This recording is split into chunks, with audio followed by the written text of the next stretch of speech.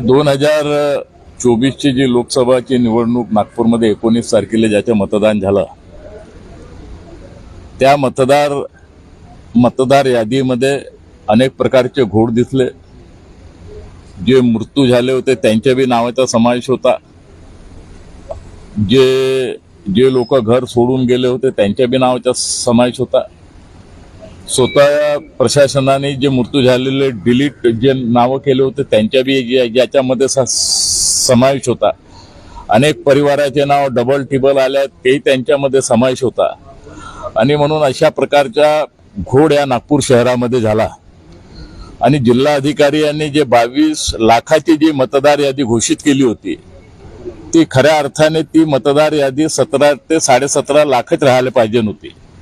कारण आम्ही एका बूथाचा जेव्हा आज सर्वे या ठिकाणी केला, या बूथामध्ये कमसे कम 450 मतदान हे असे निघाले का ते मृत्यू झाले असेल, डिलीट झाले असतील किंवा इकडचे तिकडे गेले असतील. एकूण एक नावाची यादी 239 नंबरच्या बूथाची यादीचा आम्ही टोटल सर्वे केला. आणि त्यामुळे याच्यामध्ये अशा प्रकारचा घोट दिसला. आणि याच्यामध्ये जे 2019 मध्ये एका यादीमध्ये 2019 मध्ये ज्यांनी मतदान केलं होतं ते 2024 मध्ये जे मतदार गायब होते, अशी बी 200 नावं त्याच्यामध्ये आम्ही जे पाहिले.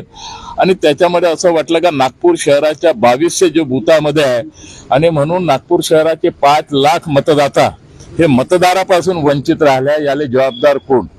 यांनी जे BLO ज्यांनी नियुक्त केले होते, यांनी आशा वर्कर ज्या नियुक्त केल्या होत्या, ते कोणाच्या घरी गेले नाही. त्यांच्यावर कलेक्टरनी जबाबदारी दिली होती, त्यांच्यावर प्रशासनाने जबाबदारी दिली होती का आपण घरोघरी जाऊन या मतदार यादीचा सर्वे करा, जे नाव चुकीचे आहे ते डिलीट करा, जे मृत्यू झाल्या ते नाव त्याच्यातून गहाळ करा. परंतु एकही BLOने याच्यामध्ये काम केलं नाही. आणि त्यामुळे अशा प्रकारच्या या मतदार यादीमध्ये घोळ मोठ्या प्रमाणात झाला. या संपूर्ण चौकशी एका बूथाची जेव्हा आम्ही केली तर त्याची संपूर्ण यादी आम्ही जिल्हाधिकाऱ्यांना दिली आहे. परंतु जे लोक मतदानापासून वंचित राहिले याला जबाबदार कोण? ज्या BLOवर जबाबदारी दिली होती त्याच्यावर तुम्ही काय कारवाई करणार? जे आशा वर्कर होते त्यांच्यावर तुम्ही काय कारवाई करणार? कारण ज्यांच्यावर तुम्ही यांच्यावर तर कोणीतरी एखादा आढावा घेणारा अधिकारी असेल, त्यांनी आढावा का घेतला नाही? आणि म्हणून हा घोड इतका मोठ्या प्रमाणात झाला आहे. आणि त्यामुळे शहराचे 2200 बूथाच्या वर जे नागपूर शहरामध्ये बूथ होते आणि त्याच्यामुळे अनेक मतदानापासून वंचित राहिले. आपल्याला संविधानाने मतदान करण्याचा अधिकार मिळाला आहे, परंतु प्रशासनाच्या लापरवाहीमुळे हा प्रकार या ठिकाणी घडला. दुसरं, ज्या ठिकाणी बूथ होते त्या ठिकाणी ना पेंडालची व्यवस्था होती ना पाण्याची व्यवस्था होती. ऊन फार मोठ्या प्रमाणात असल्यामुळे लोक एक वेळा ऊन येत आहे म्हणून घरी एक वेळा निघून गेले तर दुसऱ्यांदा कोणी येत नाही.